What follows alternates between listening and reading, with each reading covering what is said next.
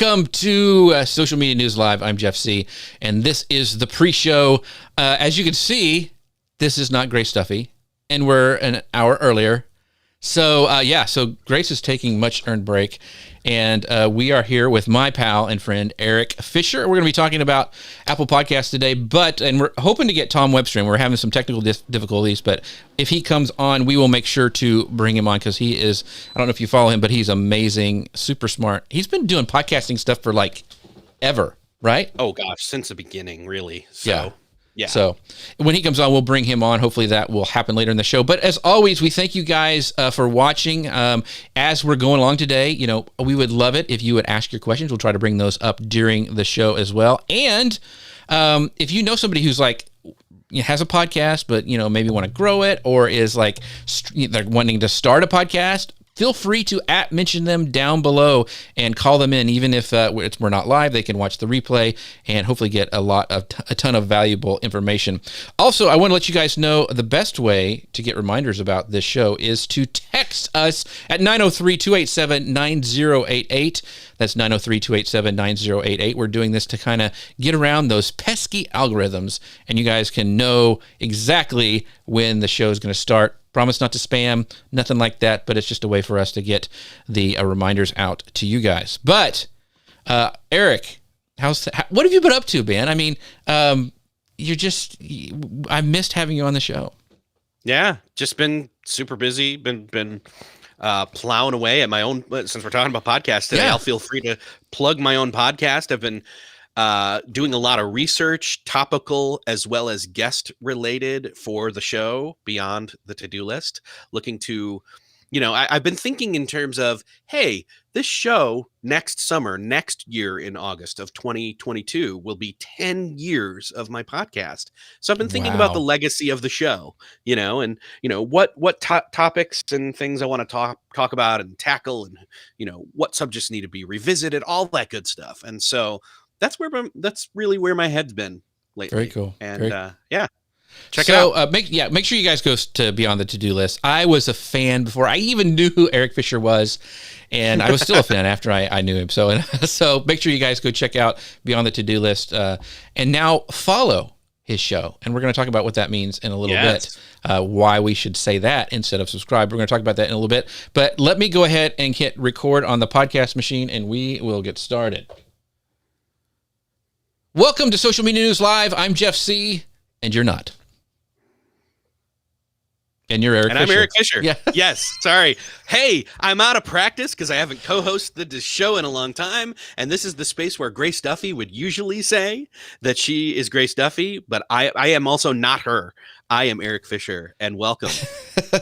And we wanted to give a shout out to our sponsor of the show. The way we're doing this awesome show with the lower thirds and the cool backgrounds, we are using Ecams. So find out more about them at socialmedianewslive.com/Ecam, socialmedianewslive.com/Ecam. And we're multi-streaming to every sort of place you can imagine. I think they have like 30 plus destinations. I think we're using maybe 6, including Amazon Live, but it's with Restream. So Ecam ties right into Restream, so make sure you guys go follow them. Check them out at socialmedianewslive.com/Restream.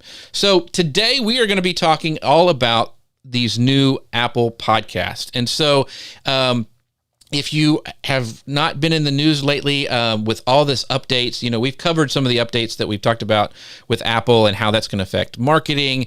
But they've also, with this new, iOS 14.6 or something like that. That's right. Well, look how good I was. So the podcast app changed as well. And there's a couple different things that's going to happen because of this. There's the app has actually changed the way it kind of looks and works.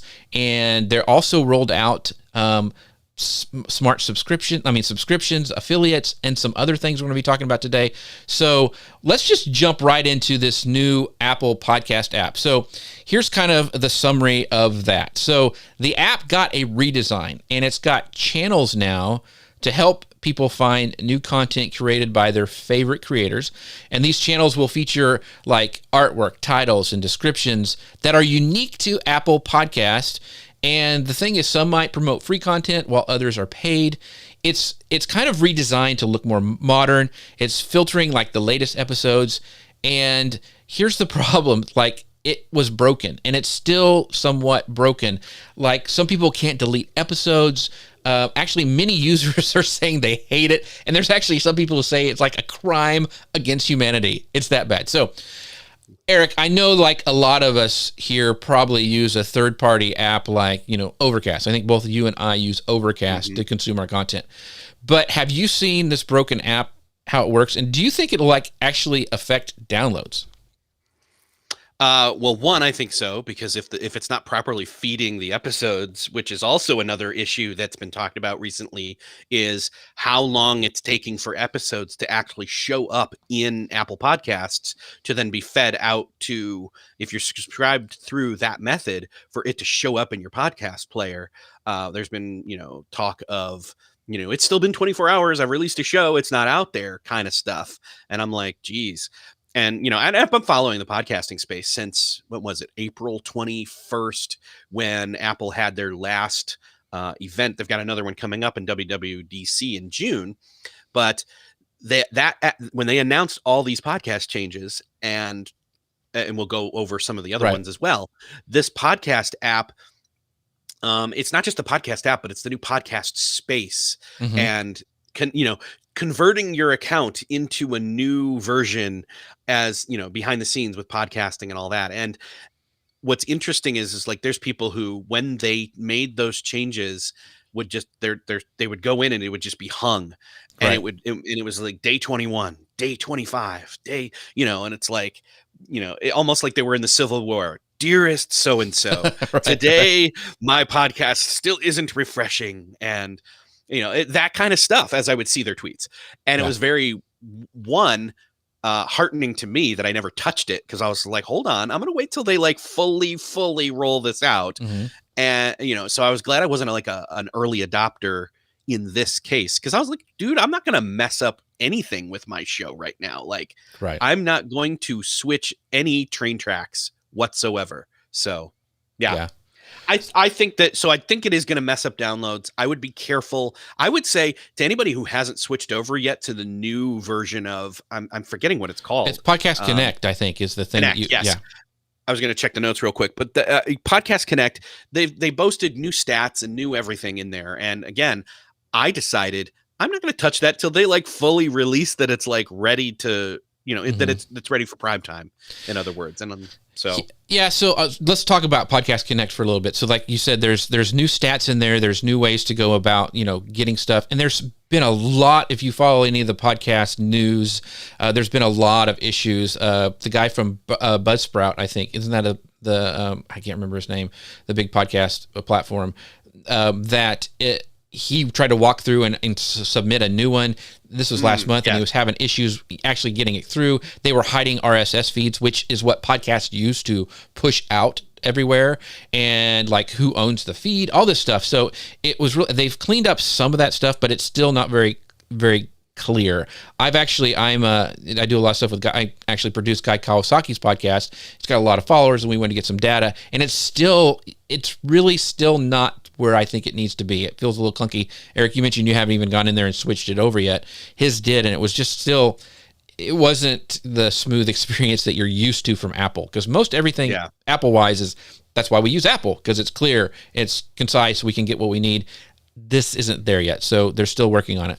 I do want to do some shout-outs really quick to people watching. We got our friend Rhonda Moore says, wow, and this is talking to you, Eric, 10 years podcasting, that's something to be proud of. Yeah, it's hard to believe. That's a lot. How many episodes is that? It's near 400 something. That's crazy. Yeah. So Dealcasters Live, the amazing Jim Fuse and his everybody over there. Always good to see Jeff and Eric. Always good to talk podcasts. Yes, they have a podcast too, so make sure you guys go check out Dealcasters over on Apple Podcasts. And our friend Sabrina says, hello, it's me, Sabrina. Hello, Sabrina. It's me, Jeff. I'm glad you tuned in to see today. And let's see here, from over on YouTube, How to Grow Your Business says, never liked using the app. So excited if it's going to be more usable. So I'm excited when it is more usable, because I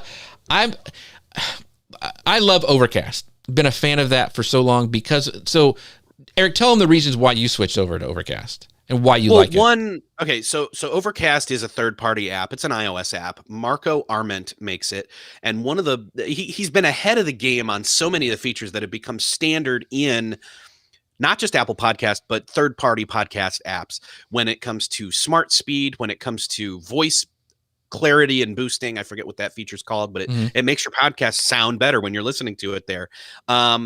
And the smart speed makes it to where you can, bump the speed up just slightly and it doesn't chipmunk it at all. Right. One of the main things, though, that you and I really have used it for is uploading your own MP3 files. And what's great, hey, here's a quick hack for people.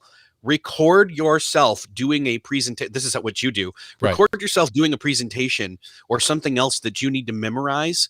Throw that up in there, and then you can listen to it over and over again easily right there in your own podcast player app of choice, which is Overcast for us. So yeah, exactly. And that's what I do when we actually go, like I'm on the plane, and you and I have flown together going to a conference before, and I just sit there and listen to I'm so glad when the conference is over so I don't have to hear myself anymore. But that it is a handy thing. And like you can do subscriptions and everything. It just works a little bit better.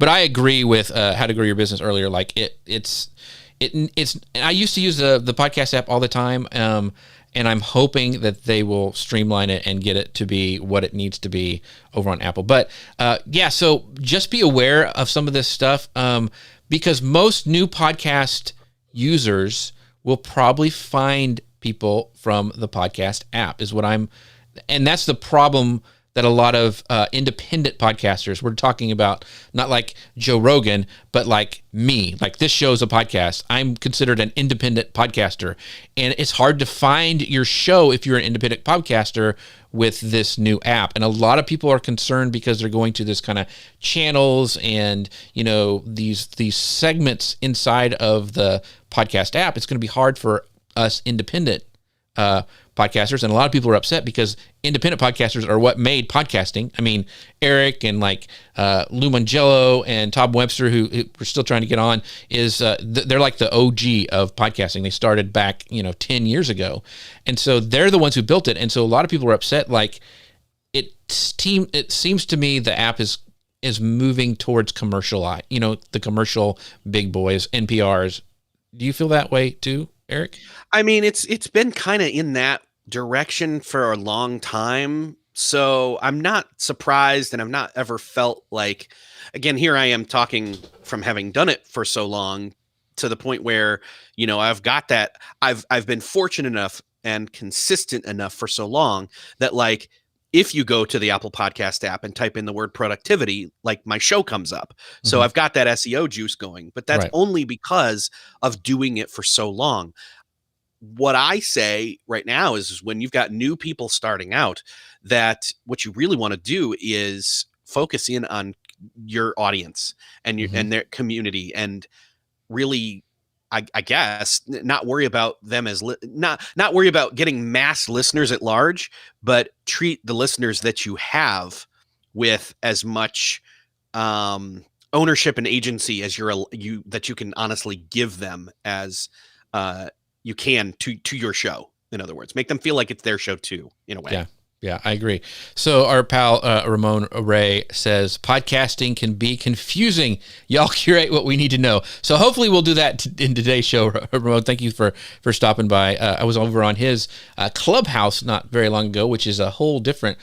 Audio is just hot right now, no matter where it is. So that's what I think is great for people who produce audio. So it was fun to be on Clubhouse. And then Sabrina goes, Overcast, a third-party podcast app. Yes, it is. So there's a couple of them out there. Eric, what are some other third-party ones that are really popular? I mean... Pocket Cast is a good one that's cross-platform. I think Castro is another one I think that is third-party and cross-platform. I'm trying to think of what the other ones are. There's another one.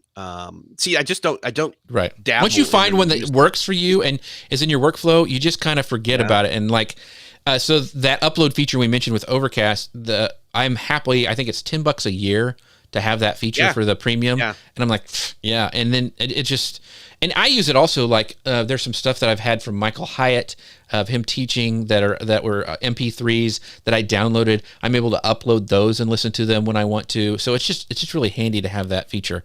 Sabrina asked this question. Curious, are you all putting your podcast on iHeartRadio? I'm not a podcaster, just asking where you're putting your podcast.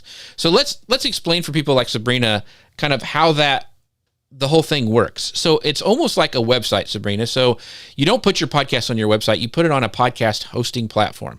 For like Guy Kawasaki's, and for this show, it's on Simplecast. Libsyn is another big one. That's Blueberry is another one. So, and Eric, you use, I can't remember the name of your host. Fireside. Yeah, Fireside. So you put your audio files there, and it's, it goes out with RSS feed to all the players, and you submit those, the networks, and you submit them there. And so you're not hosting them on your site, because it would crash your site pretty much if people were trying to pull those audio files down all the time and you had a decent, podcast listenership.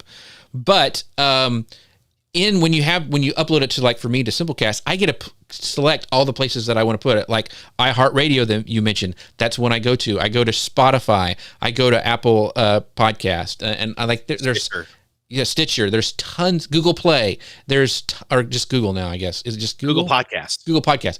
And so it goes to all those different places. So that you can have it to multiple places, because you want to get discovered from as many places as possible. Eric, what are your thoughts on that? Yeah, I would say that, and that's why you definitely want to make sure that you're uploading to somewhere.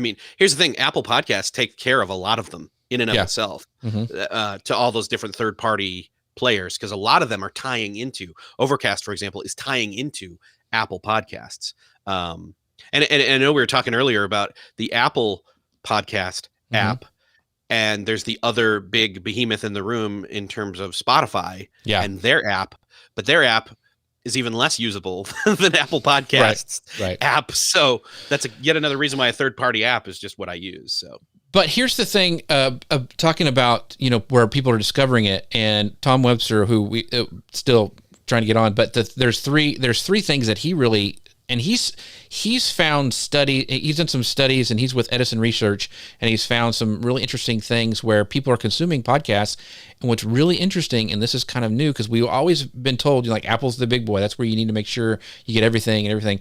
But Spotify is getting close to being tied with usership.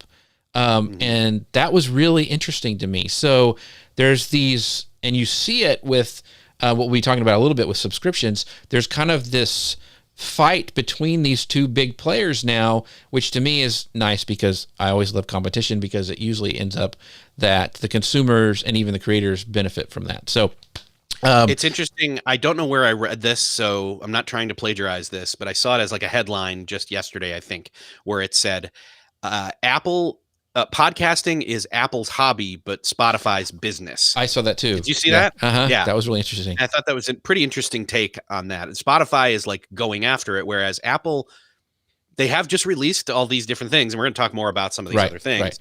But they have sat on it for so long, doing almost nothing, really. And so it's interesting.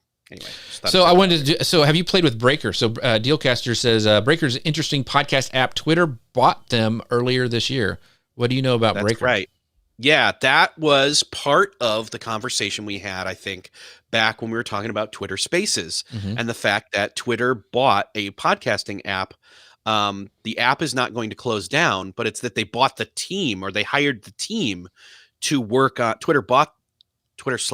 Hired the team from Breaker to work on Twitter Spaces. And that was a really good sign in my mind, because they were actually grabbing audio people, legit audio people, to work on their audio tool.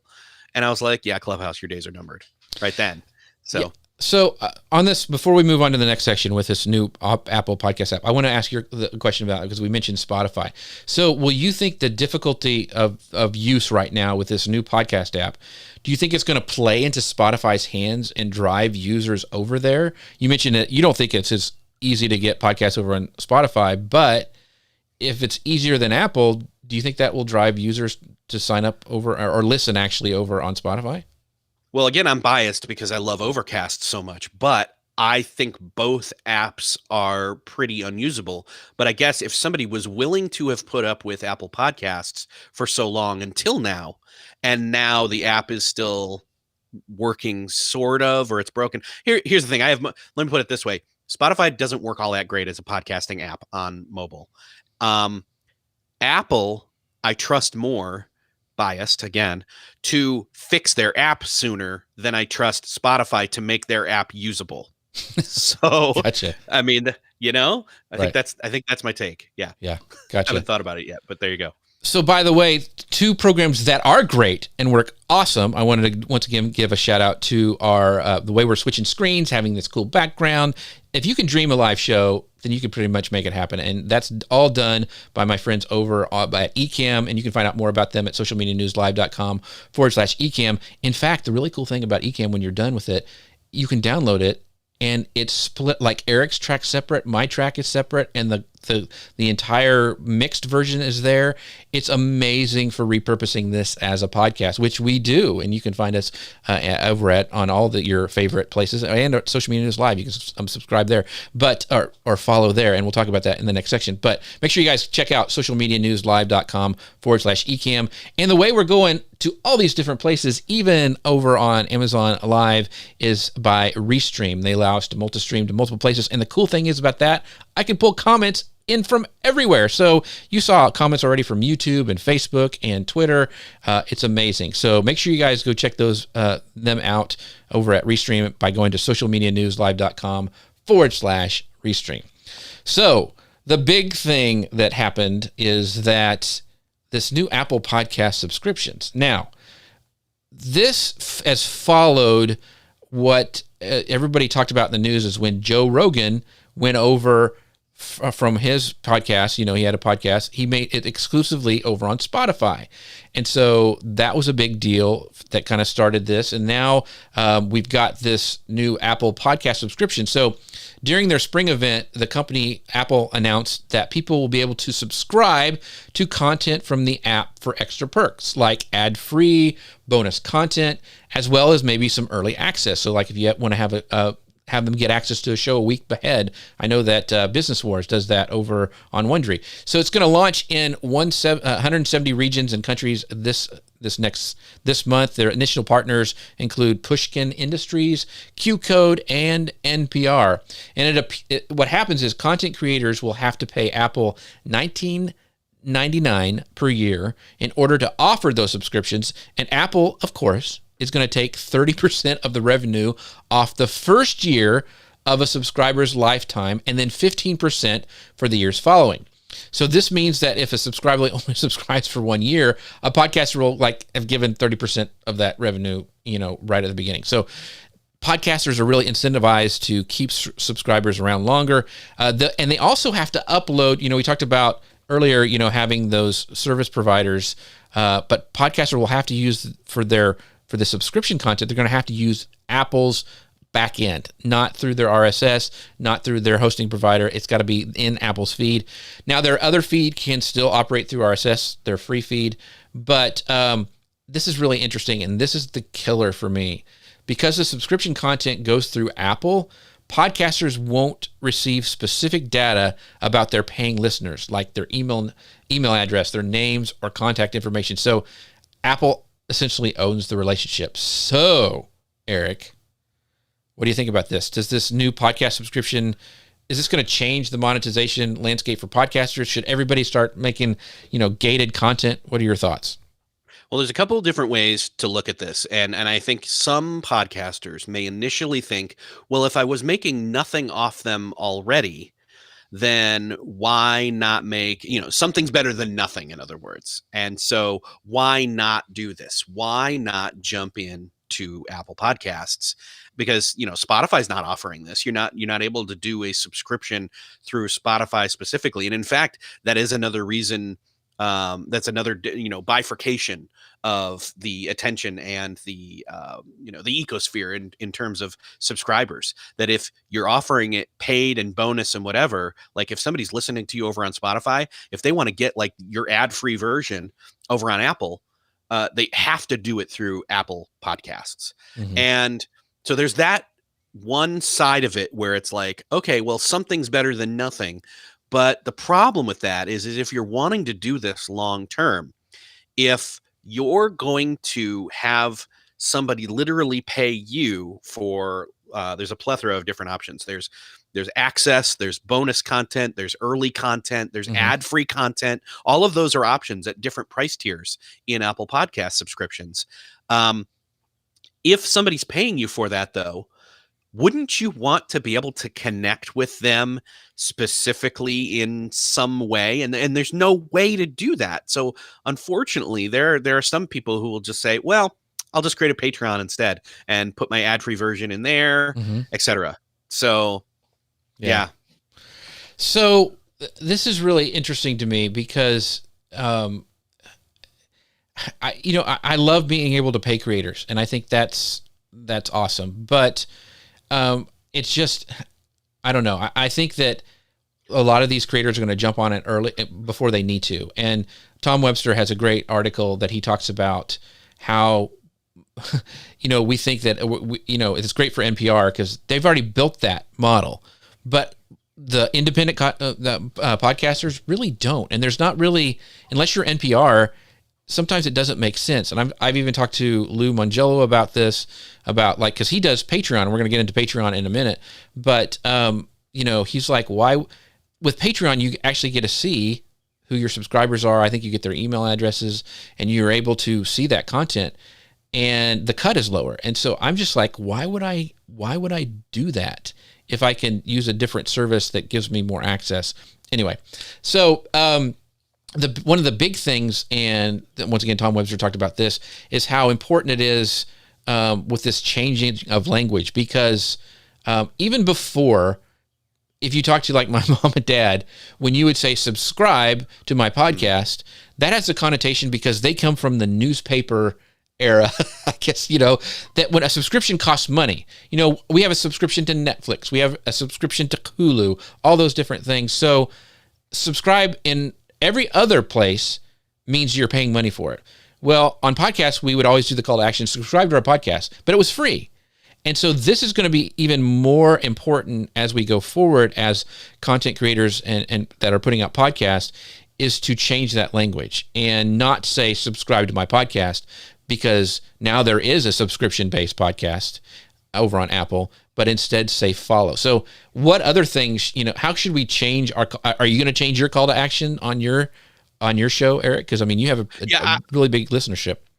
I think what you need to do is just change your language altogether to follow, because overall, like you just alluded to, the word subscription infers that there is an inherent and or hidden cost, a gotcha. And you don't want that to be the case. You don't want that to be even subliminally a psychological barrier to somebody following your podcast, receiving the free updates that you're giving.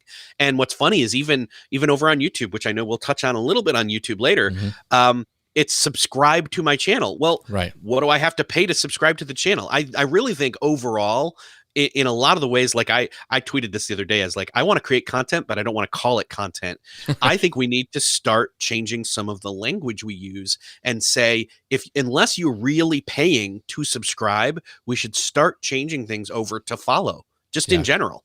So I think it's a great, and I think this goes back, and I do it just as much as the next person, is I forget about the end user. I forget about the people who maybe, and it's still hard to me believe that people don't know what podcasts are in this day and age, but there's still people who don't understand. And when you say subscribe, they think, well, I'm not going to do that. I don't want to pay, And so I think that's a great point. It's trying to think like our end users. So I want to bring up some comments really quick. Peg Fitzpatrick goes, hey, Jeff C. plus Eric Fisher. And and she also says Ecam is amazing. Yes, we love the Ecams. And How to Grow Your Business over on YouTube says, just downloaded Overcast to give it a go. Maybe I'll become an ex-Apple Podcast user as a result. Well, until they fix it, I have a feeling you will be, but that's just me. And then Sabrina says, a good point about the calls to action. So, yeah, so we're talking about following instead of subscribing over on Apple Podcasts. One of the things that, we talked about Patreon, and the cool thing about Patreon is that we talked about it's 30% of the first year is what Apple's going to take, and then 15% after that. Well, Patreon only takes 12%. Or so up to that. It's actually lower in some instances. Yeah. So, and Spotify even, they flipped it. I think it's 15% lifetime. I can't remember, but they have something for the podcast. But anyway, what would be the reason that I would use Apple Podcast over Patreon, Eric? Is it because the potential of a larger group of eyeballs? I mean, I'm trying to, in my mind, think of why I would not use Patreon. I would say that if it's somebody who passively just literally wants to get your content, again, early or ad-free, or I forget what the other ones are, have access to you in some way, although that reaches over into the Patreon side of things. Patreon's more community driven. But if somebody wants to just passively, think of it this way. This is a really good analogy. I don't want to connect with people on Hulu. I just want to watch my stuff there ad free. So think of it like paying that tax to get the shows ad free. And if you're willing to do that, there are some people, they just want to reduce the friction of their most enjoyable listening podcasts, and they don't want to go through all the rigmarole of signing up for something outside of their app of choice, if it's Apple Podcasts, which again, that debate we've already kind of had. Mm-hmm. But if that's where they are and they want to just make it painless and simple and quick and easy, like honestly, if Apple were to open up kind of a way to do like an a la carte, pick and choose like 2, 3, 5 podcasts to go ad free, mm-hmm. I might consider throwing those over in there just to make them all quick and easy to go. But like at the same time, like I like to support podcasts. I mean, I have ads in my show, so like I want people to listen to them. I want those to yield ROI. So I don't know. That's the thing. How you have ads in your thing, and you make pretty decent income from having your ads in your show. You would have to have a lot of people move over to a subscription model. Like say, I want Eric's show without the ads, which I think there's only 3 ads in your show at the most. At most. Yeah. And so you would, to make it so it wasn't, to move people over there, you'd have to have a lot of people over there to pay for it to be ad free, to offset. You know what I'm saying? Like you're getting money from ads. You'd have to make a bunch of, anyway, what are your thoughts? But key distinction here is it won't matter how many people are subscribed. This kind of lowers the barrier to entry in terms of your ROI, because you could have a solid 100 or 200 listeners. Mm-hmm. And if a small percentage of them actually pay to get ad free or to get early access or just to tip you, I guess, that's an option. You're going to be able to, in other words, you're going to more quickly and more easily be able to get something from your show to support your show through this method. And maybe you don't do it for forever, but again, I guess in some senses, it's like, why not offer that option to the people who won't pick any other option is kind of, it's where my head is right now. I don't know I'm going to land on that, but we'll see. So why wouldn't I have a show that's ads, and then on my Patreon model, they can go and download the ad-free version for the people who have Patreon? I mean, why would I go through Apple? I support shows that way. At least 1 or 2 already. And so I don't know that I would, I personally enjoy that, because that support gets me access to those creators through Patreon and all the extra connection. I like that they can reach out to me as a supporter, and they can send out blog posts or mini extra bonus content and all that kind of stuff through there. So that's, I don't know. In other words, I think it's almost potentially too little too late on Apple's part unless they really beef this up. Because the thing is, with Patreon, you have more options. So I'm going back to Lou Mangello. He's got a Patreon account. When you join his, not only you get other things, but you get like, a call with him. Like you can do he has like group calls. He has, gift packages that he sends out from his Patreon levels. And Apple just seems like, one, they're taking 30, and plus then there are only certain things you can do audio wise for those levels. You know what I'm saying? It's just, because like it would be different if like I could get all those email addresses from Apple that are subscribed to me, and I can say, hey, by the way, since you're already a subscriber, you get this, this, and this. But you can't do that. And so that's what limits this to me in a big way. So the other question I have for you, so are Apple podcast subscriptions, are they locked down to just being listened to on Apple, like devices, or is it, are you have to be in Apple's ecosystem? If I wanted to, because I broadcast everywhere to Spotify, how do they, I guess they have to use Apple, right? To listen. There, as far as I know, there is no way, and I've not seen any evidence or research that contradicts this, that there is no way that if you were to paid subscribe, see, I have to kind of caveat that now. If you were to pay subscribe in Apple Podcasts to a show, there's no way to listen to that anywhere else other than Apple Podcasts, whether that's desktop, iPad OS, or iOS. Or I think you could probably pull it off with TV OS as well through your right. Apple TV. So here's the big question in the room. Will people pay for podcasts? Will they pay for those ad-free podcasts or the exclusive bonus content or access to the podcaster? What say you? Have you done that? My take on this, and I think I already kind of broke this news. I don't necessarily pay for ad-free. I pay to support a show. Right. I pay to support a creator. And I think that's different. I think there's at least there's a difference of it in my perspective, my mentality when I go about it. I don't do it to pay to get the show, because I already get that for free, and I can just skip ads if they really annoy me, which most of the time they don't. Right. A good podcaster knows how to make an ad enjoyable to listen to. Right, exactly. But I aspire to that, but I would rather support the show specifically. Or create the creator specifically, and that's why I would choose Patreon. So the only podcast I've ever subscribed to, and it was because it was exclusive. The entire show was exclusive, and it was on Stitcher, and it's a Marvel Wolverine podcast, and that was the only place to listen to it.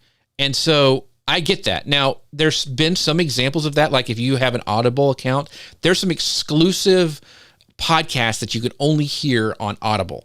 I think Amazon is even maybe thinking about doing, and I think actually some of these Apple, like the Apple TV Plus shows, some of their podcasts that are, let's just say there's a Ted Lasso podcast, because that's only on Apple. That's only going to be, up. Yeah, exactly. So I've only paid for one. Some of my favorite podcasts, like Business Wars, has a ad-free option. Not interested. I mean, I'm on the mower or walking or something. It doesn't kill me to listen to, and they do a great job with their ads. It's, he's very natural in how he reads them, and it's not like a hard break or something. And so, I do pay for like Hulu and those things to skip ads, but I'm just not there yet with podcasts, because I think we've been ingrained that they're free for so long. So I think it's going to be a hard thing. And so I will pay Lou Mangello all day for his stuff. I will go and get on Eric's Patreon all day, because I know them and I want to support them. I enjoy their content. I want to see the exclusive stuff they have. I want to be the first to know, because I want to have a relationship with those podcasters, just to your point. But I don't know if I pay for your show just because the ads are gone. You know what I mean? Yeah. I think that is the key there. And one of the things we know of in terms of podcasting is that the biggest boon to one growing a show is consistency, and one of the others is community and connection with your listeners. And if Apple Podcasts is going to allow you to monetize, but not connect with the community that is choosing that, then it's not going to be successful in my mind, unfortunately. Right. So this last piece of news, let's go ahead and get this, it's interesting thing that kind of ties into all of this, is this Apple Podcast affiliates. So what is happening here is that, this is from TechCrunch, it's kind of broke this one that I found. So they're introducing a new program that will help podcast creators grow their subscriber base, which, hey, we're all for it, and it's affiliate marketing. So the company's Apple Services Performance Partner Program, which that's hard to say, which already exists to help market other Apple services like Apple TV, Apple News, Apple Books, is now expanding to include paid podcasts. And this new program, get this, Apple Services Performance Partner Program for Apple Podcasts, that's even worse, will be open to anyone, though the company believes it will make the most sense for publishers and creators who already have an audience and a number of marketing channels where they can share these new affiliate links. So when users convert by clicking through one of the links and subscribing to a premium podcast, the partner will receive a one-time commission at a 50% of the podcast subscription price after the subscriber accumulates their first month of paid service. So, for example, if I went to Eric's podcast, he had a paid one, and he was charging subscribers $5 per month, the commission would be $2.50, and this commission would apply for every new subscriber that signed up through the affiliate channel. And there's no cap.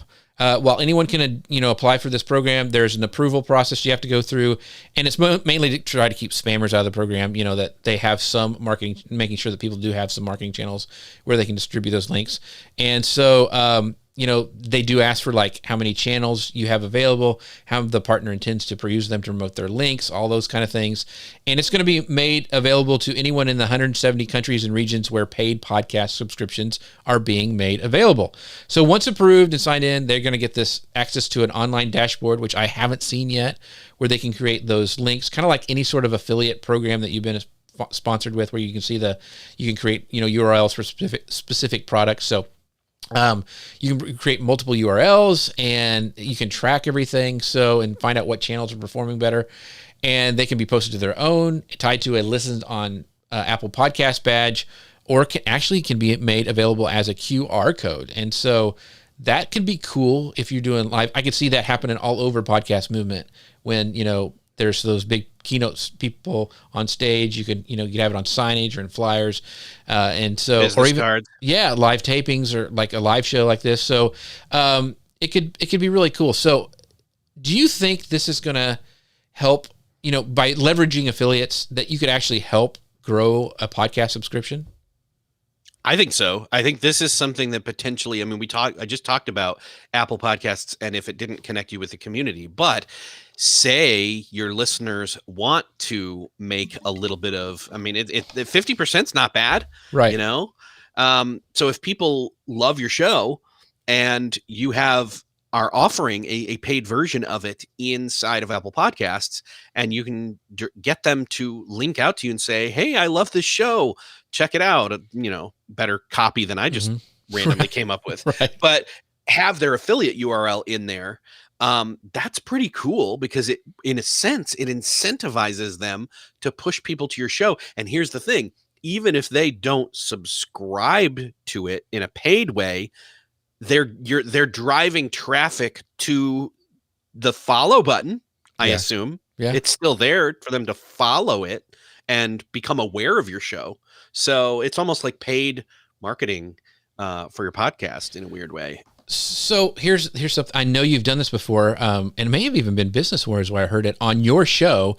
Because like when new shows launch, a lot of times they will go on some popular shows, and those shows are paid to promote like an episode. Yes.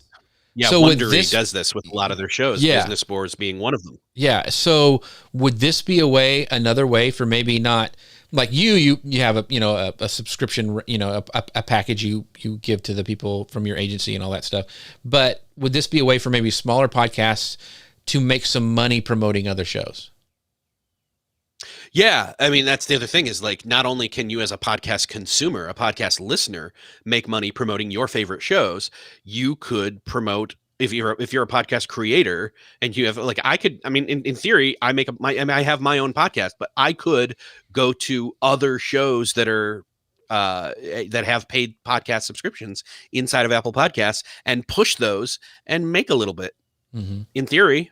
Yeah. So I really think that this is something where you could, if you have a following on social media and you like some podcasts and you want to make a little bit of money, I think it's going to make more sense I see it making it a way to make money when you're driving people to like an NPR or like a big show where they're giving a good cut for those paid things.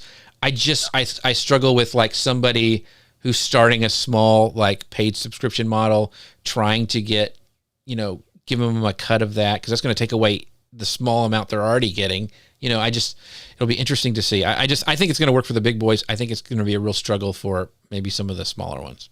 That's just my thoughts. Yeah. So I think what I was unclear on was if the affiliate was actually getting half your pay or not. yeah, I don't know how that But works. I'm sure Apple's taking a cut of something.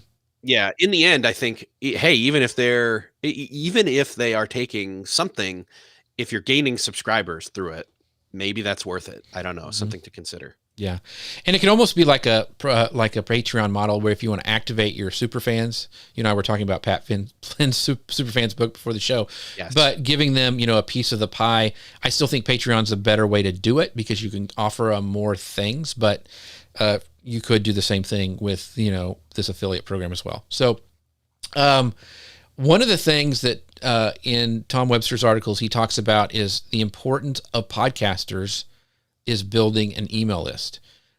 Is there any other way other than building email lists that podcasters should, optimize a way to communicate through your audience? You mentioned a lot about how important it is to connect with your audience in your podcast. Yeah. What are some other ways other than email?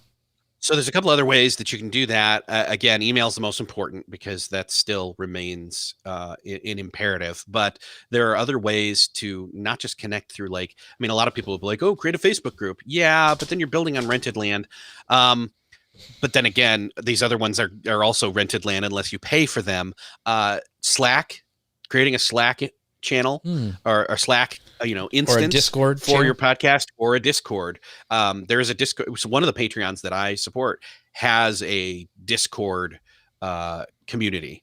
And so that's got its own channels and all that kind of good stuff. And that's where they post like, hey, I'm doing this. Hey, I'm going to do a live stream. Here's the private link to that. Here's the link to the podcast, all that kind of cool stuff. And so again, Patreon doesn't necessarily have good chat functionality, but Discord on top of it. And I think there's actually an easy way to connect those.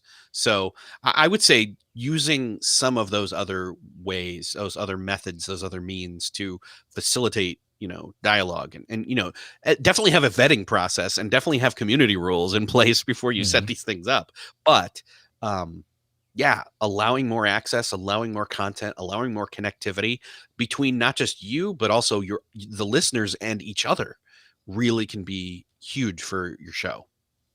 Yeah, I think those are all great points. So this is, and you and I talked about this a little bit, but Tom mentioned in his article that he mentioned the big three now. And I knew Apple is one, Spotify, we talked about that earlier in the show, that it's creeping up, and some reports of listenership, they're getting close to being tied with Apple, which is a big deal. That's a big deal. That's never happened before. Apple was that's what you needed to be with. But the other one was YouTube. And I know a lot of podcasters who are on Apple, and they're on Spotify, but not on YouTube. Do you think they're missing out? Yes. And I am not on YouTube. As a podcaster. And this is one of the things that is like a weakness, a Achilles heel. And I've tried to think about in terms of what kind of strategy, because I think that's what's necessary in terms of a podcaster. I think you cannot just be lazy and just spit out an audio version of your show over there with a visual that is static every single time, or even a visual that maybe changes every time. And here's the thing. I know there are podcasters who do this and they will swear by this and they'll say, well, it's better to be there at all than not at all, And my take is that I get that there are people who will go and listen to it over on YouTube and leave it playing and then switch tabs and do other things and still keep listening.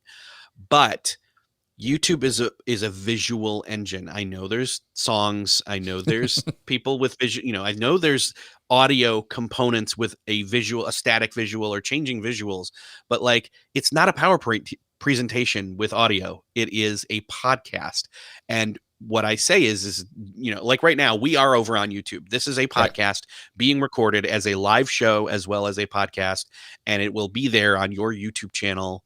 And people should go subscribe to it.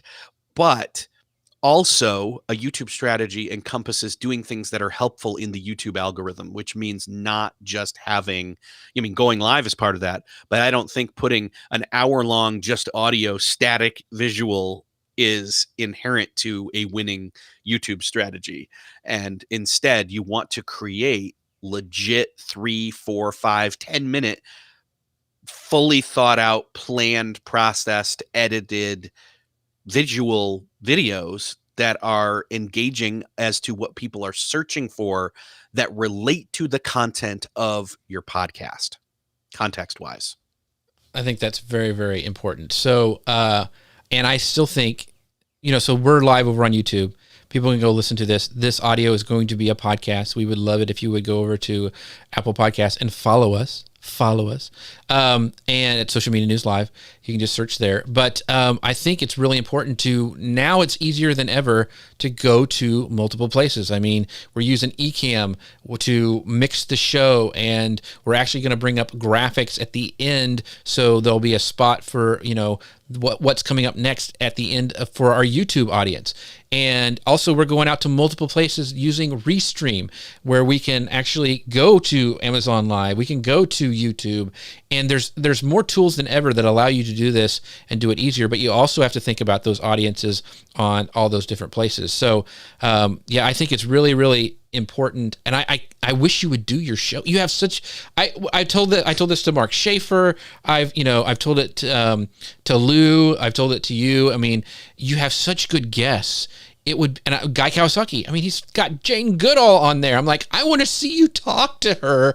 Why can't you? I mean, I think you guys who are podcasting, just turn on your camera, because it's amazing. Is there a reason? There's more to it. You're not wrong. Yeah. But there's more to it than that. And you've got to start to figure out, and that's my thing, is like, I want to figure out, that is definitely one of those things. Like I said, it's a weakness. So I want to figure out. Is it the editing? What do you think? Why do you think it's a struggle? I think it's one part editing. I think it's one part making sure it's one thing to make sure that they've got decent audio. And then when I've got to make sure they've got even okay video, it's like, and that they look good enough, and they don't, that they don't sound like this. And you've got to make sure the audio is right. Yeah. You've got to make sure the audio is right. And so I think that people will forgive the poor video more than they will. If I see a blurry, Jane or John Acuff on your show, I don't care, as long as he sounds good and I can tell it's John Acuff and not Jeff C. Then I would love to watch it. I think for me, it's that not every guest is going to be worth watching. So I think it's more. I will say this, and we didn't plan on talking about this, so it's weird. But I think that Jeff put me on the spot. Right. I think that my path forward with this is with key people, right? Like, especially if I were to have like you and a few other key people that I knew were going to be good on video, to start that process and work through it and work the kinks out, and then have it not be every episode, but specific episodes. And even then to pull clips from those episodes. The reason I said this, because I was really surprised that Tom Webster, he knows the data, he says YouTube is that big a deal for podcasts. I always was like you. I was like, well, they're just being lazy and they're just throwing it up there. But he, in his articles, was saying how important it was for discovery. They may not continue to watch your podcast on YouTube, but they're seeing it and they're liking it over there, and they're going to go subscribe to, if you have it in your comment section or whatever. I was just really shocked on how big an audience and how important YouTube was for podcasters. I just didn't think it was. Yeah, and I have questions about that in terms of what that, I don't know, what that data really means, because I'm wondering if it's skewing towards those really popular personality shows that are running a YouTube show, running a YouTube channel, like a YouTube. In other words, they're using a YouTube strategy over there, and they also have a podcast, and so their podcast benefits. Whereas instead, coming at it from the angle of that, I keep saying, don't be a podcaster and just spit your stuff out over there haphazardly. Have a real strategy about it, and that's kind of what I'm trying to, figure out doing. Like, for example, one of my favorite shows is done legit well, recorded video and audio, and put out as audio. It's the Nate Bargatze podcast. Yeah, he's great. Yeah. it's amazing to, I mean, you can legit, you could watch it as a YouTube TV show if you wanted to, or subscribe versus via audio, which is what I do. I choose the audio because I want to listen to it as I'm driving around town or on the go or whatever. But you can watch it if it's like really good. Yes. And there are some things like I've seen those, and like it has like, I think it has 2 or 3 cameras that are switching. So it's not just like it's very, and that's why, you know, I'm always switching cameras, trying to keep it active here, you're doing all this stuff, right? And so, so I think that's important. And one of my guys I watch every Saturday, Nick Nimmin, who does a live streaming show, he example. Yeah, he has an ATM switcher that does it automatically for him, but he also takes some of that stuff and puts it as a podcast where he answers questions from the show. And so I think you're totally right about doing it as a strategy. I was really shocked at how important it was for podcasters. And I think, like I said, that most podcasters, they're on Apple, they're on Spotify, and they really may not even think about YouTube. So very, very interesting. So I want to bring up some comments. How to Grow Your Business Over on YouTube says, yes, Overcast ticks the box for usability. Already have 2 podcasts added. Have a guess what they are. Hey, thank you, man. I'm hoping you met Beyond the To-Do List and this show, Social Media News Live. So appreciate you doing that. But that's great. I'm glad we were able to help. And Ian showed up as well. He goes, I'm already subscribed. Oops, sorry, I follow you there. That's right. Got to quit saying subscribe. We got to start saying follow us on podcasts. Anthony says, for sure strategies were needed and knowing what you're doing is key, hence the challenge. Yeah, and it's this. I think you're right with the YouTube strategy, Anthony.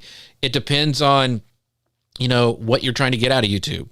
And are you trying to grow your podcast? Is different than growing your YouTube channel? Or are they the same? So I think Eric's point about really thinking about what your strategy is over there is super, super important. And with that, I want to let Eric talk about where they can find him, what's the best place, who you got coming up on your show, some your favorite episodes, that kind of stuff. Yeah, well, it's funny you mentioned Jon Acuff because I literally just had him on for his most recent book, which was called Soundtracks. It's amazing. I would jump in there. That's where I would go because it's one of, I mean, I did an episode late last year about my top 5 productivity books. This would be in the top 10. It might even inch into the top 5. I'm not sure yet, but it's definitely my favorite book of his. I think it definitely has crossed into that barrier. So check that out. Go to beyondthetodolist.com or type in Beyond the To-Do List on any of your podcast player apps of choice and hit follow or subscribe to join in. That's right. So, by the way, I want to pull up one more question from Ian, and we kind of talked about this, Ian. He goes, so would you put it as an audiogram on YouTube or the video? If you could only do an audiogram, I think that's at least movement going on. I know there's some, I think repurpose.io and maybe even Headliner will do it for you, and they'll actually pull images that kind of match your transcript, which is kind of cool. And I know some people do that. A video, I think it's always going to work better. And I know you do video for your podcast, so I would do your video because you got the stuff, you've got everything that looks nice. So I would rather see video than just audio. Graham, that's my opinion. Same here. Yep. Same here. So with that, we appreciate all you guys being here. Once again, want to shout out to our the sponsors of the show, Ecams, socialmedianewslive.com/Ecam, and also the incredible folks over at Restream at socialmedianewslive.com/Restream. Go check them out. If you want to do a live show, you've got to have those tools. And make sure you follow Eric at Beyond the To-Do List and check him out. He's got a huge back catalog. They're all good. So go check them out. Go check him out. And also, don't forget that we are a podcast. And also, if you want to be reminded of these shows, you can text us at 903-287-9088 to get around the old pesky algorithms. We'd love for you guys to follow us over there and get the updates about the show. And our next show, by the way, is on next Friday, regular time. We're going to go back to 11 a.m. Eastern, 10 a.m. Central Time, and that's on June 4th. And once again, you can find us on Facebook, LinkedIn, YouTube, and Amazon Live. Eric, thank you so much for being here today, and we will see you guys all next time. Bye now. And the podcast machine is over. We're still live. Yes, so I got to pull this up. So, How to Grow Your Business says, yeah, it was you both. Thanks for making awesome content. Thank you for following us over there. I appreciate that. I hope you like Overcast because it's I really like it. Now, Eric speeds up his podcast when he listens to them. I can't do the chipmunky thing. Not all of them, and only can't. just a little bit. Yeah. I do it like just one notch, maybe two, but I never go to I don't really go to 1.5 or even 2. It's always like 1.2 or 1.3 or something. When we met Neil Schaefer when we went to that podcast conference, he had been because I do a show over on Tailwind's channel, and he always listens to us like at 2 times speed, and he goes, "Man, it's really weird talking to you because you just sound so different." Because I sound like a squirrel over on that one. Sabrina says, "Great show. Thank you, Sabrina. Thank you. You are such a great supporter of everything we do. Appreciate you more than you probably know. So thank you, Sabrina." And Eric is very cool. I would have to say, he's okay. Ian says he listens at 1.8, very precise. He's very British, very precise. See, that's faster than me. to 2 times. Really? That's just faster than me. I would think he would be like a purist because he's a musician and he's a singer, and that he wants it just to be perfect audio. But look at him speeding it up. So what's fun? What is to actually slow it? Overcast has the option to slow it down to less than 1, right? And it's fun to hear like your favorite podcasters sound like they're drunk as they're talking. It's pretty funny. Now, what I will do is I will use the speed up thing. Like a lot of times I'll go through a podcast and there's something like, oh my gosh, that was a really good quote. And there's not a really good way to take notes, like if you're walking or whatever. And so I speed up to go back to that point and like get it and copy it or whatever. So with that, we thank you guys so much for watching. We will see you next time. Thanks for all your comments and your shares and your follows and everything you guys do. We appreciate you. We'll see you next week. Bye now.